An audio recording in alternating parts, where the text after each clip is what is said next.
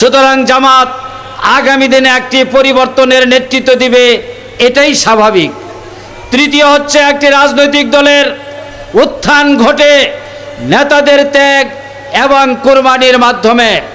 বিগত 15.5 বছরে বাংলাদেশের মাটিতে সবচাইতে বেশি রক্ত, সবচাইতে বেশি কুরবানি দিয়েছে জামাতে ইসলামী।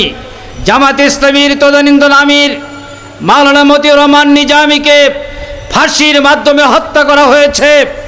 উপমহাদেশের বিখ্যাত রাষ্ট্রবিজ্ঞানী প্রফেসর গোলাম আজমকে কারাগারে আটক রেখে হত্যা করা হয়েছে। বিশ্ব বিনন্দিত মুফাসসিরে কুরআন আল্লামা দেলোয়ার হোসেন সাঈদীকে আমৃত্যু কারাদণ্ড দিয়ে ষড়যন্ত্রের মাধ্যমে পিজি হাসপাতালে চিকিৎসায় অবহেলা করে তাকে নির্মমভাবে হত্যা করা হয়েছে।